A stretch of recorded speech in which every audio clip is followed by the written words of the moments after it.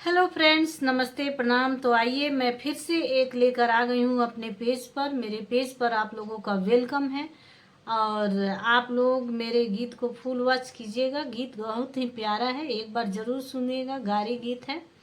तो अगर पेज पर आप लोग नए हैं तो पेज को सब्सक्राइब कर लीजिए और कमेंट्स में ज़रूर बताइएगा जी आप लोग मेरी वीडियो कहाँ से देख रहे हैं, ताकि हमें भी पता चले कि आप लोग कहाँ कहाँ से मेरी वीडियो देख रहे हैं।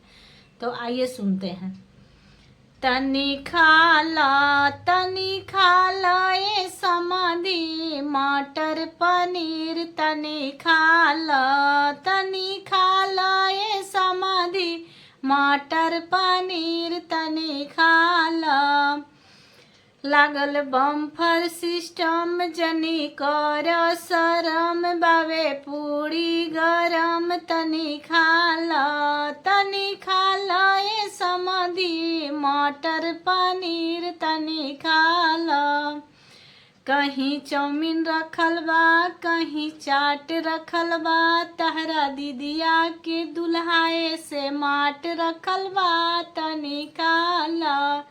तनी खाला ए समाधि मटर पनीर। तनी खाला कहीं लिट्टी रखल बा, कहीं चोखा रखल बा। तेरा दीदिया के गरम समोसा रखल बा।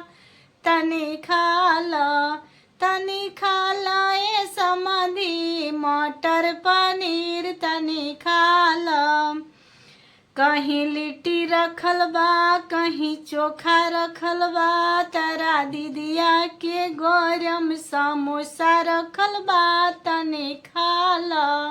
तनी खाला ए समाधि मटर पनीर। तनी खाला कहीं दाल रखल बा, कहीं पुलाव रखल बा। तेरा दीदिया के नींबू के सलाद रखल बा।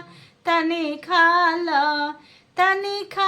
ए सरऊ मटर पनीर। तनी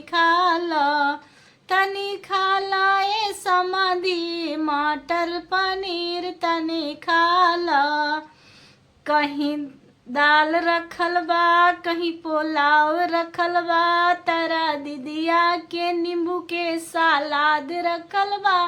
तनी खाला ए समाधि मटर पनीर। तनी खाला। हेलो फ्रेंड्स, गीत को फुल वॉच करने के लिए थैंक यू। और हाँ, पेज पर नए तो सब्सक्राइब ज़रूर कीजिएगा।